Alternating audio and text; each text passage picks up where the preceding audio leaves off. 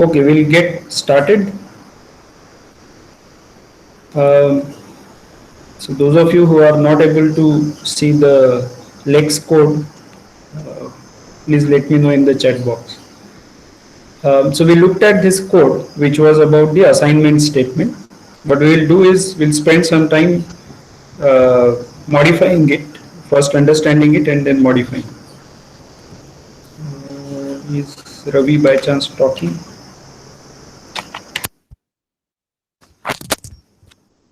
Yeah, anybody has any questions, concerns? Okay. So,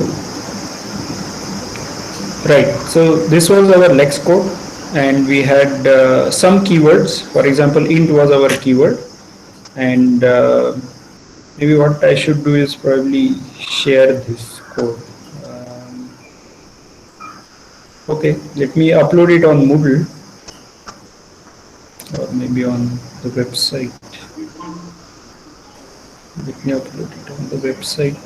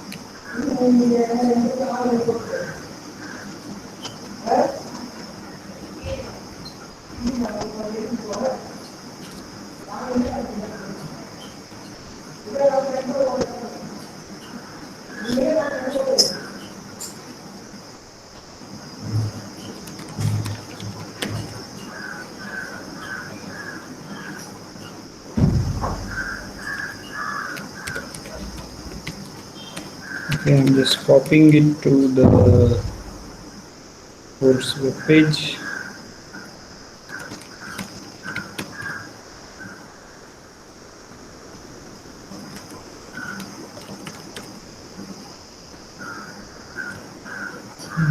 Is that visible?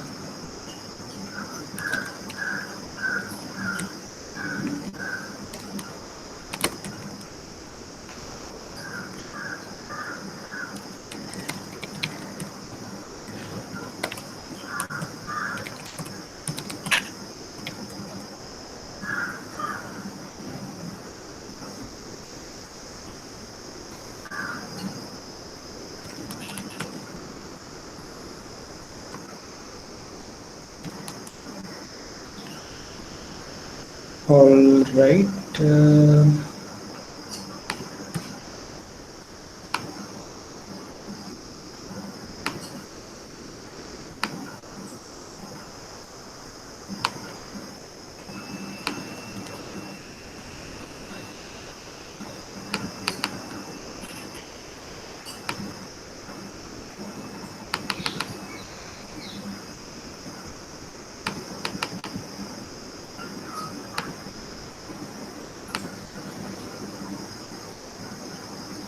Okay, so I have shared the code in the chat box. Link is given. Just copy that code, and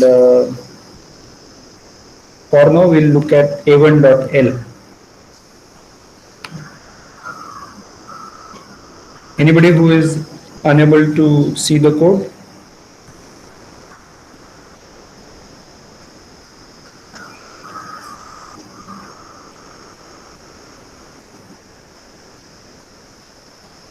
So I'm assuming that some of you will have Linux access. Just download those a1.l, a1.y, and maybe makefile. That is optional to your local directory and go to a terminal and we'll work from there. Just wait for a couple of more minutes.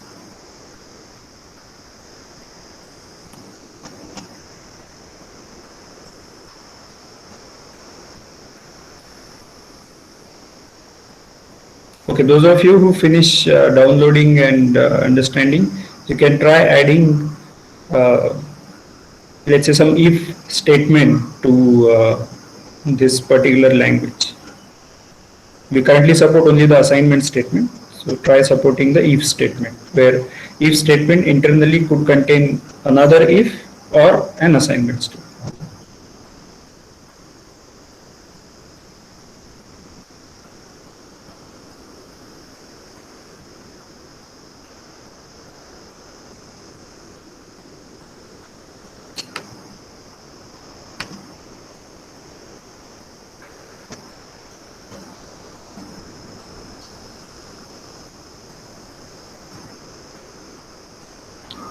Okay, so we'll get going. So we had this type, then we had for the variables there was some regular expression that we had, then equal to and then digits. Our a1 dot, that is the YARC file, was having program followed by probably multiple lines, and each line constitutes of either one line or it constitutes of one line followed by multiple lines. Right, so that was our grammar for lines, and for one line we just said that it is an assignment statement. Right? So that was our overall code for a1.l, that is the lexer specification, and a1.y, which was the parser specification. So what I am going to do now is to show you the commands using which you will be able to do. So you can do lex a1.l, and that should generate a file which is lex.yy.c. Right, so that is the file which is generated from the a1.l. It's a very big file, and you won't be required to really go into that. Right, so you don't have to worry about really going and modifying this file. Okay, so I'll come back to a1.l. So we have generated the lexer part of your compiler in that lex.yy.c. Now I am going to do YARC a1.y. Oops, what did I do? YARC a1.y.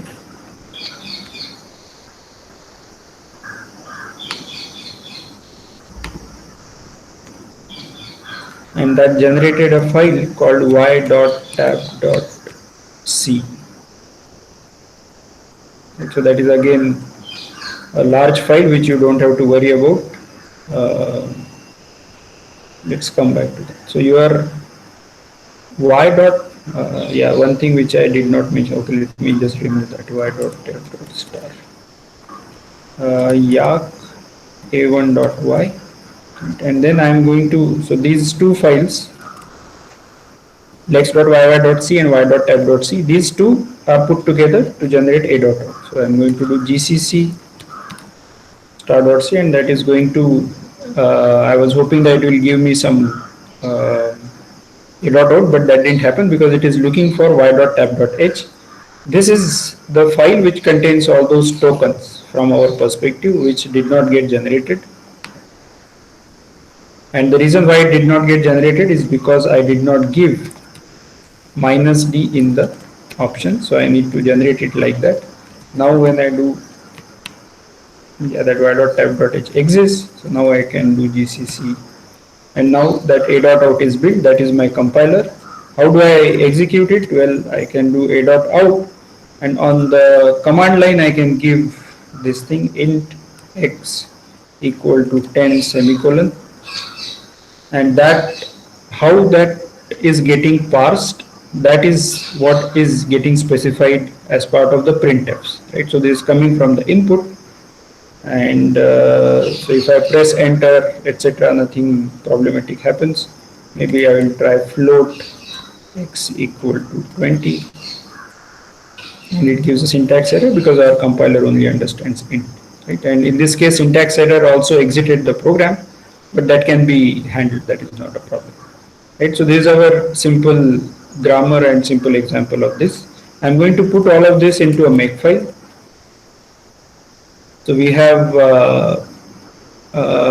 yeah, lex.yy.c is dependent on a1.l and y.tab.h, which gets compiled using Lex, then yak minus d of a1 dot y, which generates y dot tab dot c, and a dot out is dependent on these two C files, and I'm going to just compile those.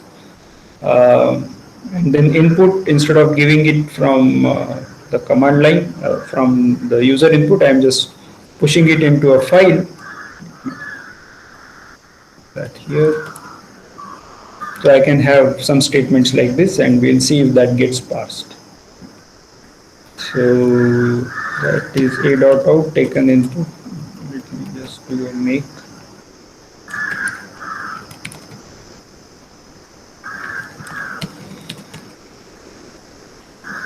Okay, so we got int a equal to 10, and then something int alpha, it gave some error, right?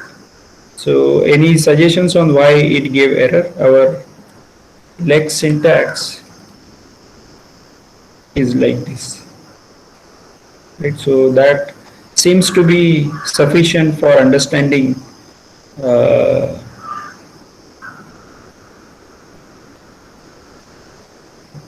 A to Z, A to Z star. Why did it give error? Return variable.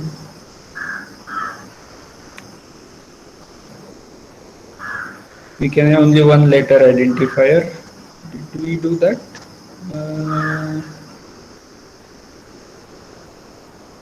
No, that doesn't seem to be the case.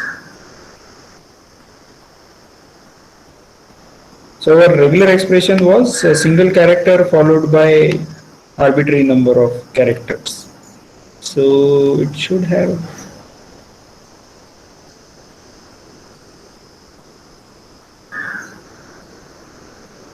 return variable. That seems to be fine, and that is what had been reported. Let's type int, and then here there was a syntax error. So this did not get parsed. Why do you say that it is a single letter? Okay. Okay, so then where did we miss? Return variable. Let me try if this is causing any problem sometimes. Okay, dot out. So I think there is some issue happening because of maybe the new line or something. Let me see that.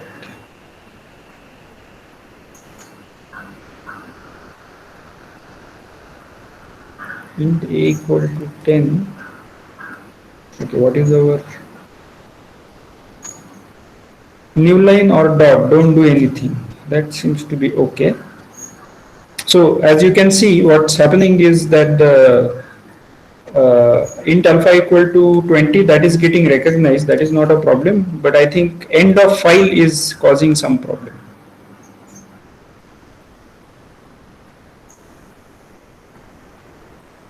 Yeah. So why is that causing a problem? Int a equal to 10.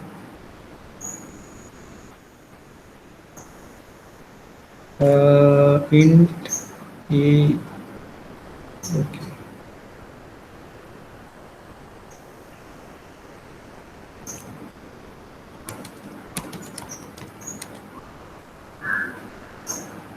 Yeah, this seems fine. Type variable equal to number. That seems to be okay. Okay. What has happened?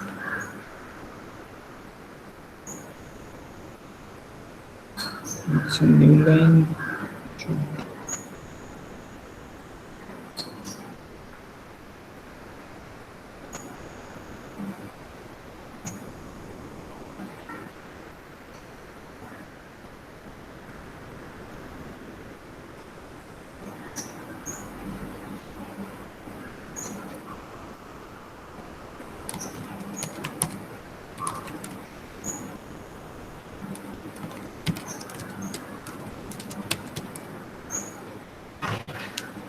int alpha equal to 20 and then int and then a.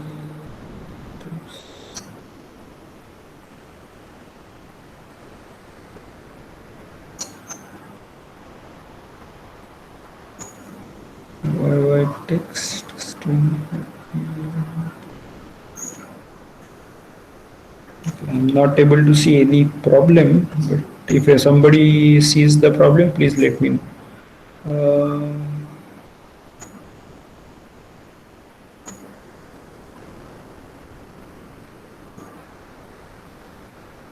So sometimes if you don't give the rule for new line, then this problem could occur because it doesn't know what to do with the new line. But new line has been added in the lexical analyzer specification, where we say that new line or dot, you do nothing, and that seems to be okay. And therefore when int comes in, we recognize it as type. Then when a comes,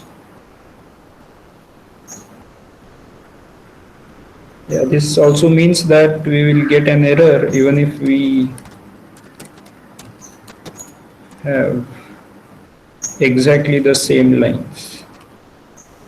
Still we will most probably get an error. Yeah. So why is it not able to parse that second line? One line followed by lines. One line followed by lines. That also is fine. Okay, I'll spend a couple of more minutes on this. Just to, okay, is somebody writing? One line semicolon lines, or are we recognizing semicolon in the regular expression? No, we are not recognizing semicolon in the regular expression. It gets. Oh, I see, I see. Is that what is happening? Yeah, you are right. So that, oh, I see. Yeah, so. Yeah, so you are right that I think semicolon is causing the trouble because it is not coming to this one line, right? It's not coming to one line. Yeah, so what's happening? Yeah, thanks for that, Anishwar. Anishwar, maybe Priyatam, or maybe both of them. Okay, so what's happening is that, okay, I got it. So this semicolon is added here, right, in the yak part, and for that, that semicolon should get returned. I think the way I have written this is that dot is going to match the semicolon, and which is going to do nothing, which means that lexical analyzer is not going to return anything corresponding to it, right? And that will probably cause a problem. Let me put it this way, that if I do a semicolon here, return, actually that should not be a, no, I don't think that is a problem. Sorry, this is not a problem. Semicolon, if it is there directly in the Yak grammar, it does not ask the lexer to apply a rule, right? So if you have semicolon here, it should directly apply. In fact, that's what happened when we had a single line. So let me remove that again. So when we had a single line, oh, for single line also we get an error because of that semicolon. Okay, let me see. Okay, I'll just try adding this as a character here. Return semicolon. Let's see what happens.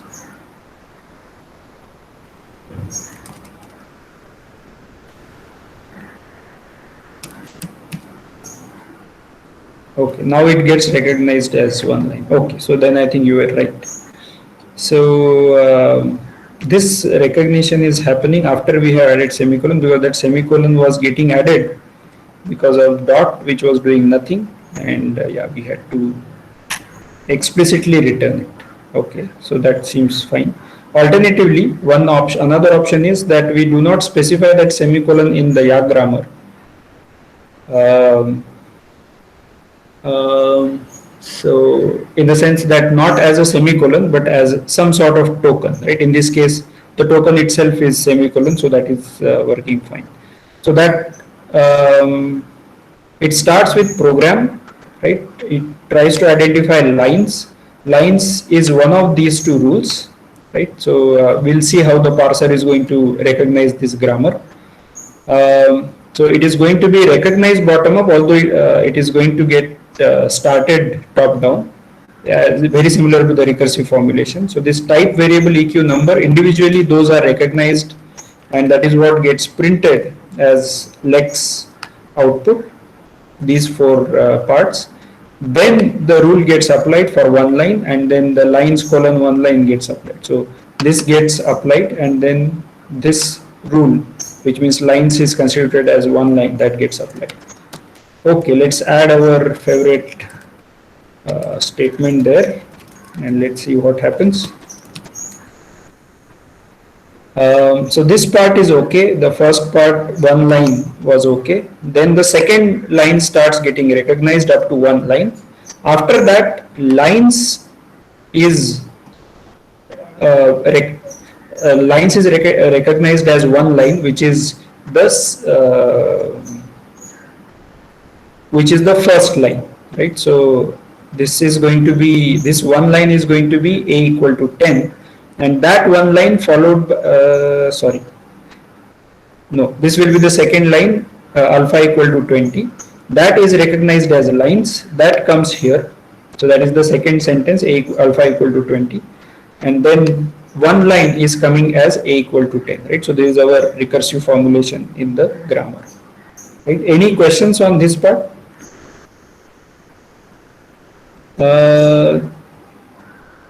We recognize semicolon. Can you try adding new line, second line? I wrote a different token for semicolon and it worked. Yeah, that seems fine. It worked for me if you remove semicolon a1.y. Yeah, so if you remove the, okay, so let's understand what is the meaning of removing the semicolon in a1.y. Right, so if you do not have this, then what is happening is that you recognize all of these, right? And you recognize this as one line. And as far as semicolon is concerned, that gets matched using the dot, in which case you don't do anything. Right? So that will get recognized, but it will also get recognized even if you replace that semicolon with comma. Right? So if you want semicolon to be part of the grammar, then you have to specify it in this manner. Right? So let's confirm that whether comma will work.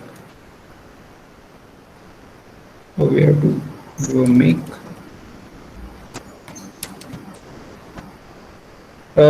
Syntax error. Why? One line lines.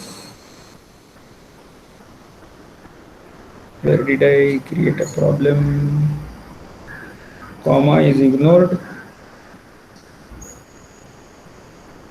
Oh, semicolon is not yet ignored. Okay. Yeah, so that needs to be changed. Yeah, so this gets recognized as a program. In fact, maybe I should write that here. So the removing semicolon is okay, but we should understand why it is getting recognized as without the semicolon, right? So it will also accept any other character which is not part of the type or the variable name or equal to or digits. Right? All right, so this seems fine. Any questions on this part? Okay, there are some questions. What happens with new line and dot in the Lex file? I didn't understand. So when dot is any character except semicolon, except new line, right? So new line is treated separately by the lexical analyzer. So dot is any other character, right? And if you want new line also to get ignored, we have to specify that rule, that new line and dot, any of these come, then I'm going to just ignore that. Ideally, what should happen in a realistic setting, what would we do is new line will be ignored, right? And as far as dot is concerned, this is going to lead to YY error.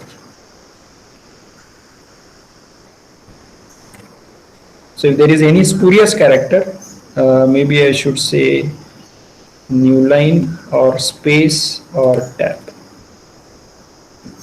Then you should ignore those. Let's see.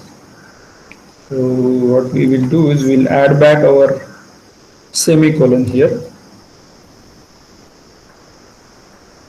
But then we'll also need semicolon, return semicolon.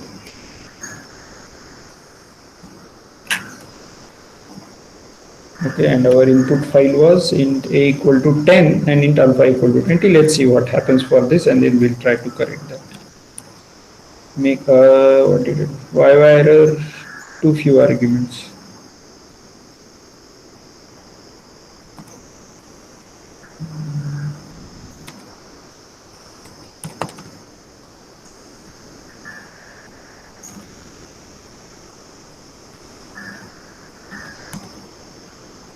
Okay, so we got unknown character error, right, because of the comma. Let's now try to correct the program with this, and let's see if that gets recognized. Yeah, so that gets recognized fine. If I add any other character here or somewhere else also, note that when you change the input, you don't have to recompile the program. Yeah, so it gave the unknown character error here. But I think it has still gone ahead and recognized it. But yeah, that why would that? Oh, because I just mentioned why error and I have not exited from there. Maybe I will have to exit or do some error processing, right? So it did recognize that there was an extra character. Okay. What does that or after the new line mean? It just means that you can have the same action corresponding to multiple regular expressions.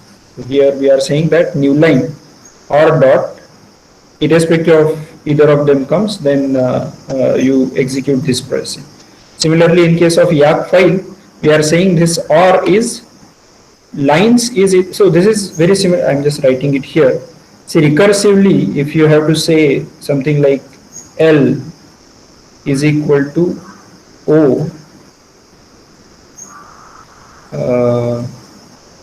or O followed by L. Right? This is our regular this is our context-free grammar. This is our grammar essentially. This is very similar to recursive formulation where we say that a path is either an edge or it is an edge followed by a path. Right? So this is the base case. The edge part is the base case, and this part is the recursive formulation. This is how we write the program. Right? This is similar syntax as you will write codes in Prolog, for example. You will write codes in a very similar manner, slightly different syntax, but the conceptual aspects would be the same. So that is what we are trying to write here, where we say that lines is either a single line, which is the base case, or it is a single line followed by multiple lines. Right? When we another example could be a list is either null or it is a single node followed by a list, or maybe connected by a list, something like that. So this becomes a recursive formulation of a list. So that is what we are doing it here. Okay, any other questions? Just wondering when there was no need to include that /n, as dot will take care of everything else. No, so dot does not include the new line. That is the problem. So new line is treated separately. We have to include new line separately. Okay. Any other concerns?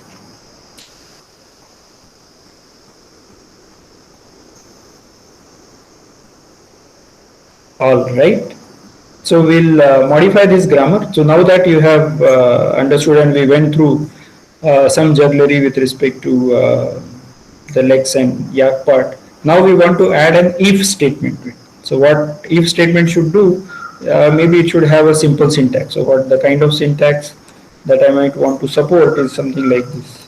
If uh, B, then yeah, let's leave it at that. So if B then, and then there could be a declaration, right? So that is the kind of syntax that I want to support. We'll worry about adding braces and so on later. To get started, we want to support that syntax. It could also be something like this: if B then B1, if B2 then, and then int x equal to 10. Right? So that is also possible. So the nesting is also possible.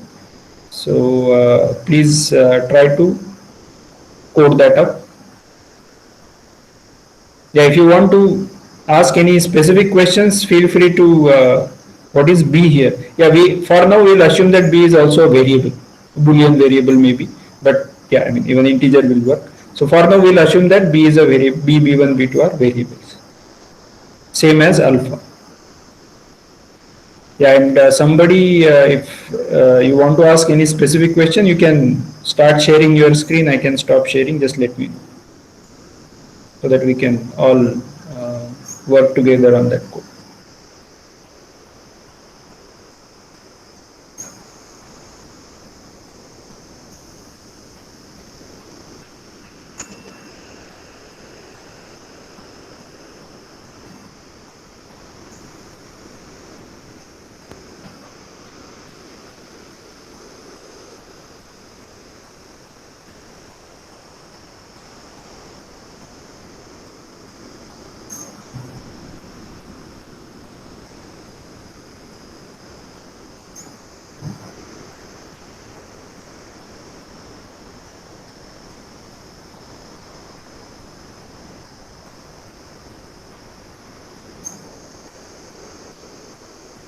So in languages where a semicolon is not treated as an end of line marker, you could use new line there to uh, release the context that you have not seen anything, and kind of start clearing your internal data structure for a new sentence, for recognizing a new construct.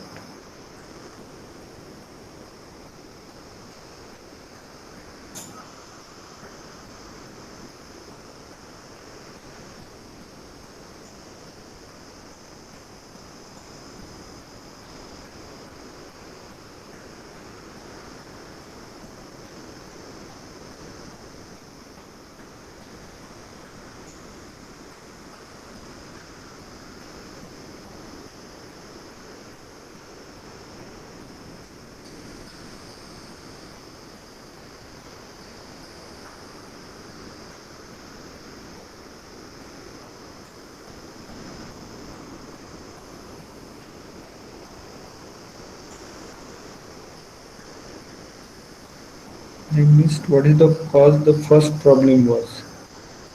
I think the first problem arose because we were treating that semicolon, we were adding it here, and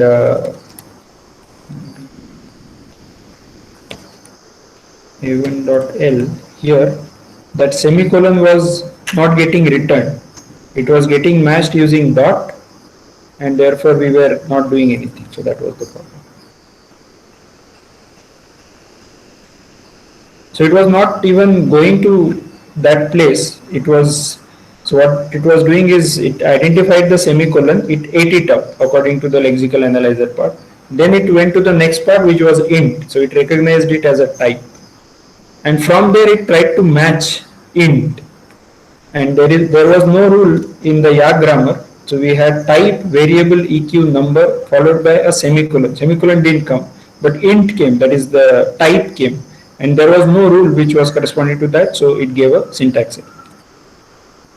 That's why it did not recognize that part, and it gave the error around that time, and therefore one line was also not getting printed. Okay, so I hope some of you have written. Maybe somebody can type in the rule in the chat box. How should I change? So one thing is, should be clear that that the next sentence that I am going to add, that if statement, that need not come here in one line lines in the lines rule. It can actually go as part of the one line rule. So I can just add it here. So or so one line could be either a variable equal to something statement, or it could be an if statement, right? So can somebody, with the use of the string my text? Yeah, correct. Yeah, we have not yet made use of it. It's a future provision. I'll come to that soon, if possible today. Otherwise, in the next class sometime. But briefly, the reason my text needs to be stored is because okay, let me put it this way. So here in one line, if I want to print what that my text is, I mean what that variable is, type, maybe I'll be able to figure out that it is an integer, or maybe that also I might be able to know. So there are a couple of things that I would like to know. What is the value of number, and what is the variable that I'm talking about, right? So both these I should have access to when I'm writing an action, right? Because here is where I'm going to assign or make provision for generating code for variable equal to number. So therefore I need access to both of these. That access needs to come using those global variables in some cases. But I want to show that having that my text variable does not always help. You need something more than that, right? So that is the provision that I am creating. So for example, if I just do my text here, what do you think will be printed with this? Let me.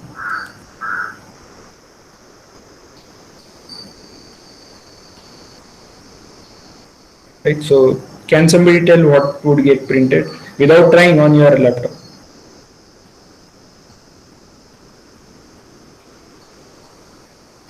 For int a equal to 10.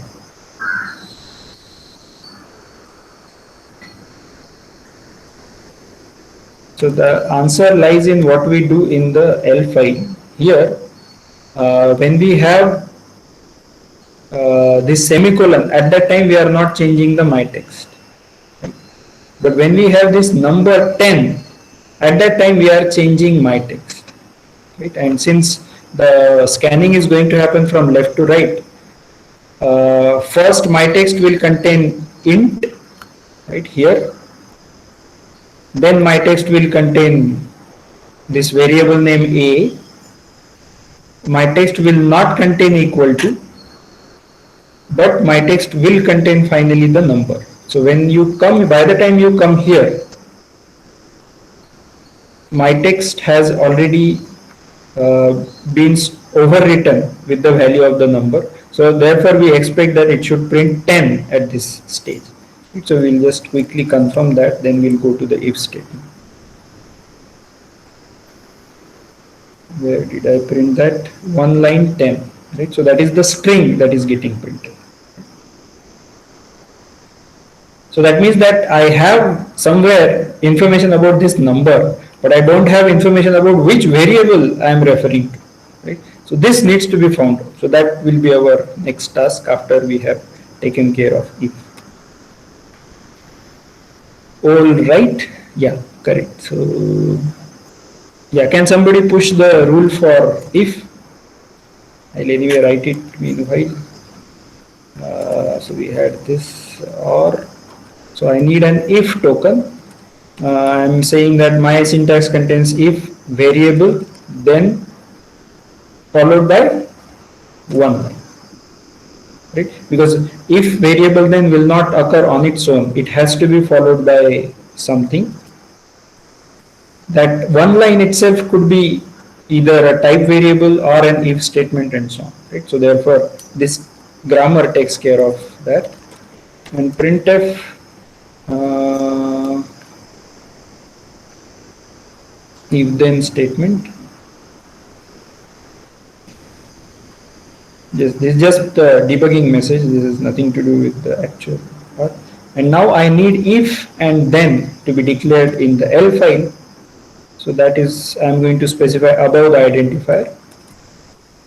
So return if and return then.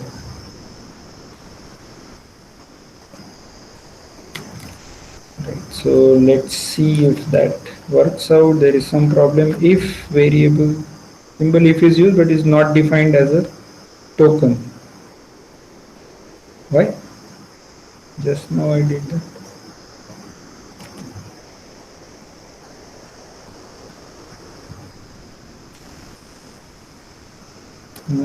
Lex a1.l Yap minus a1.y if variable symbol if is used. But what did I do?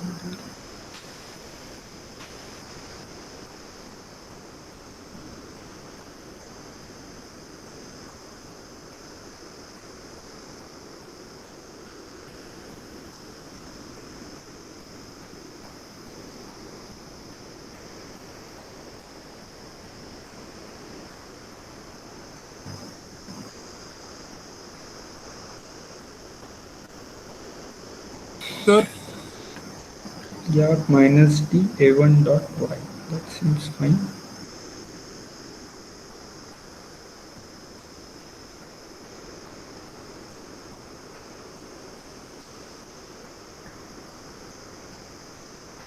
Does anybody see the... Oh, did I not? Oh, I see. Sorry. Yeah, correct. Thanks a lot. Yeah. So this seems fine. Yeah. So that compiles, and yes, I can now generate the a dot out, and that should. Let's see if it recognizes our syntax. So it did not give any error in any of the lines, right? And as you can see, there are multiple invocations of that rule lines, one line lines, that is the recursive unwinding of the parsing, and finally it recognizes the program. So that seems to be fine. Any questions on this part? Yeah, we need to define. Yeah, so that, thanks for that. I added that now. Okay, so any questions on this part so far?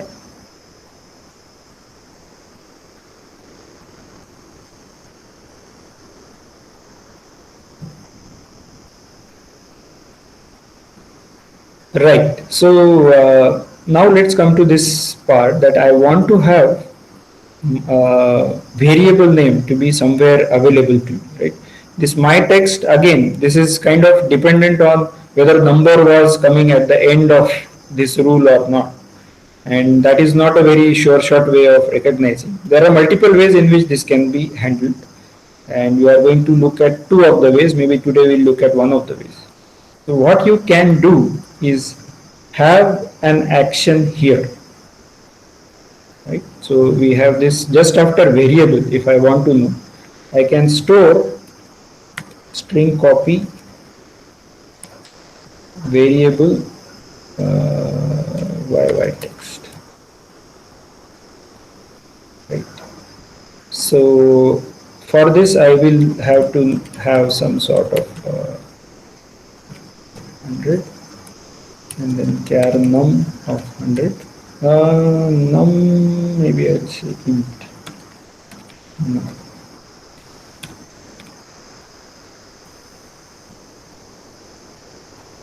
So I am storing the variable name in var, and number I'll store as another action where I'll say num equal to a2I of yy text.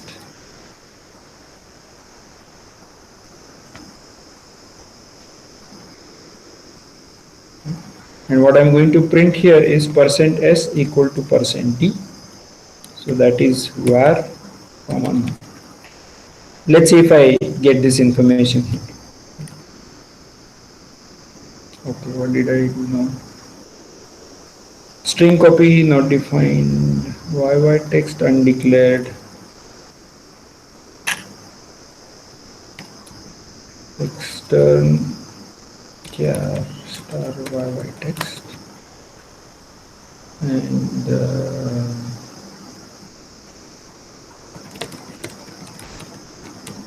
string.h. A2I. A2I is where? std lib. Let's include stdlib.h. Okay. So let's see what happens. Now that one line recognizes that statement to be x equal to 0, a equal to 10, and so on. X equal to 10, a equal to 10, and alpha equal to 20. So all of these recognitions are now happening because I am using that global variable to store that information. Right? So now I'll have to be still careful as to where I am including these rules and what variables are getting written to. There are better ways in which this gets handled, but this is just one simple way in which this can be managed. Any any questions on this part?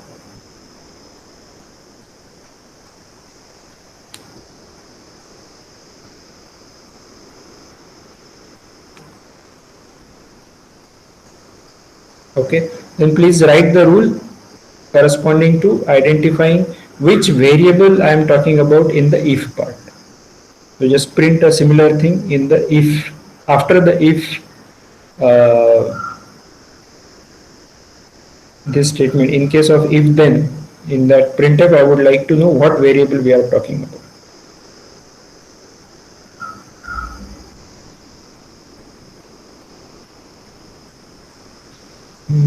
For the if then rule, I gave lines instead of one lines as the terminal.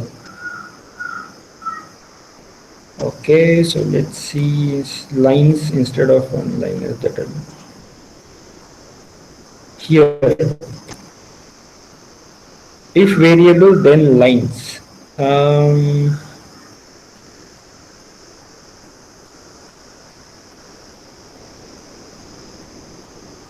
Okay, let's first understand what is shift reduce conflict. Shift reduce conflict happens when you have two rules. One matches a longer string and another matches a shorter string. Right? So in case of lex, for example, we said that int matches a type rule, and then intx, which is without space, that matches an identifier. And then we always go for the longer match. So in case of lex, we don't see this error coming. But in case of grammar, that is in case of yeah, similar thing can happen, that you can have a statement which has which matches a particular rule, and then a longer one may also match another. So this is called as a shift reduce conflict. The reason why it is called shift reduce conflict is that you have this shorter one which can be reduced to a rule now. That is, you can apply a rule now. That is called as reduction. So for example, as soon as I see int a equal to 10, as long as I have seen this part, I know that that matches with one line, so I can reduce to this particular rule.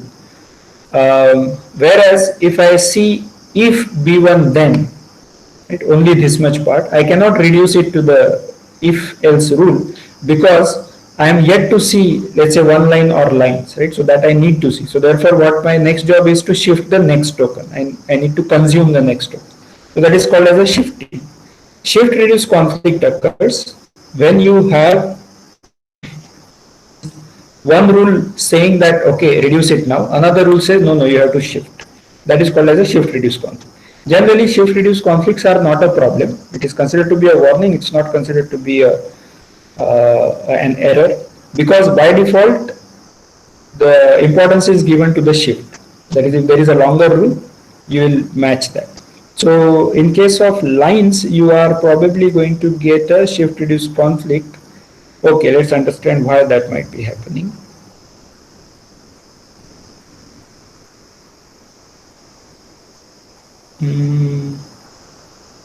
I see.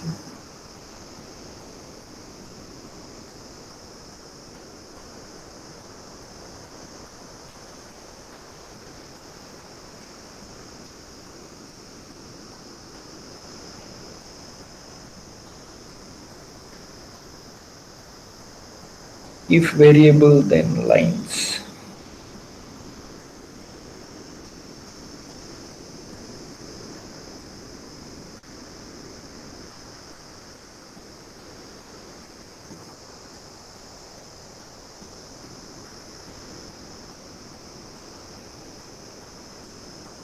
Oh, I see.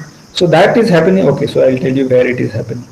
So when you have this particular string, right, which is getting matched, this will match both one line as well as lines, right? So therefore, this if variable then lines is going to be recognized as so that if variable then is coming as if b1 then. I mean, this is just one example. I mean, you can the Yak parser generator is going to identify that there are shift reduce conflicts or reduce conflicts without looking at an example. But I am giving that example.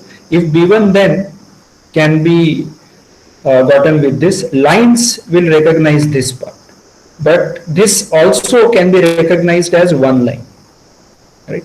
And therefore now there are two rules which will be recognized using the string that we have given, in fact, in the example, and that leads to the shift reduce conflict. So it is not clear whether after this whether one line should be recognized or that should get reduced to lines so that it is over, or after one line I should apply some more shifting such that I will be able to recognize the next part of one line, right? Because now one line can contain if variable then part uh, coming from here, right? So that is the nested.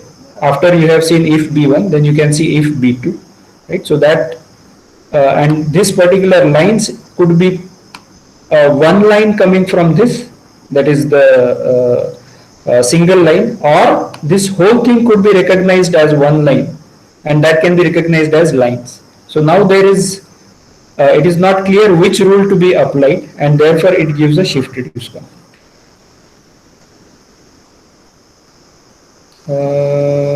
Say there are two of them, if that helps. uh, I don't know which one is the second one.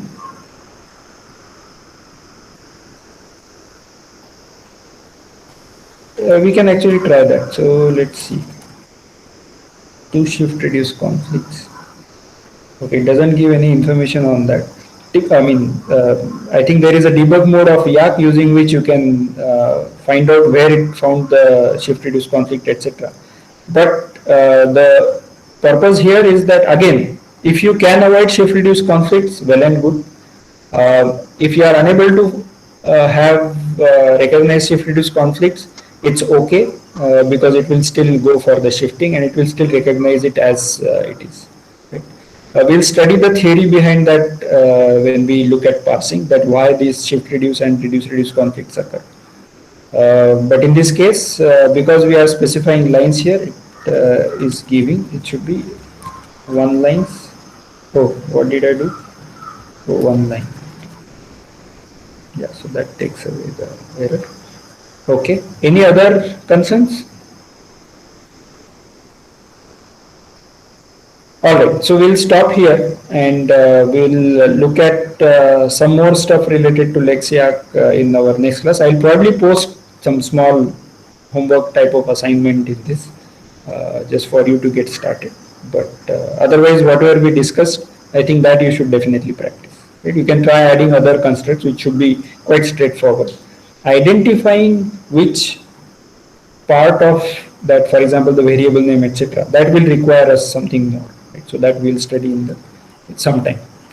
All right. So, I What is have a the doubt. last command you used to get the output?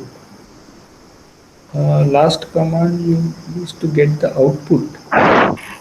Nishchit, 1 minute. I'll have. After make, what is the command that I used? Okay, let me see. Uh, After, oh, that was a dot out input redirection from input.txt. Yeah, that is just getting the input from that file. That is also there in the make file. Yeah, so it will give that syntax. Okay, Nishchit, you were asking something? Yes, sir. So for printing the variable name after if, like you use the variable var, no, sir. Like where do we declare the variable? It has to be declared in the upper block of the Yak parser. So here we declared defined the variable var. Right? So Okay. that becomes a global part. Sir, and my text is defined in the lex file and the yak file, no, sir. No, no, in only I- in Yak. In Lex file, it must be an extern. okay. Yeah, it is an extern. It's a declaration. Is that okay? Yeah, Yes, what sir. is the resource we can use for reading material for the lab part? Actually, there are lots of good Lex tutorials available online. You could just refer to that, not a problem. Where is YY text defined? YY text is defined inside the y.tab.c file. So it gets automatically generated. So y.tab.c the file, YY text. In fact, there are lots of other variables which get somewhere in this file you will see. Oh, it is not yet defined here. YY text lex.yy.c.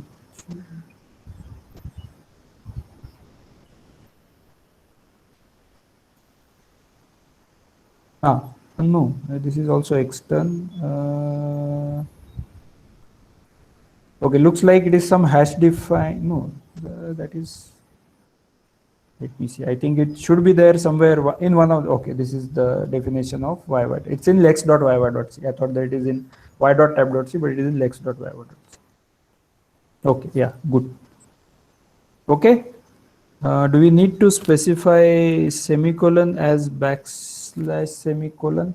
Yes, because otherwise it will get recognized as part of the ending of the rule.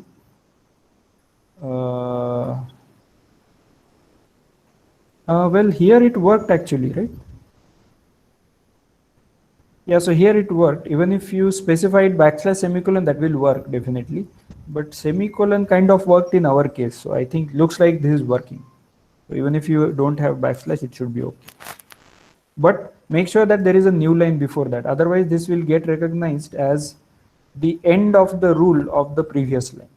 Right? So that you should be careful about. But if you want to avoid any ambiguity, just give backslash semicolon. I think that will work. Okay. All right. So if there are no further questions, we'll stop here. See you on tomorrow, Wednesday, at 12 o'clock.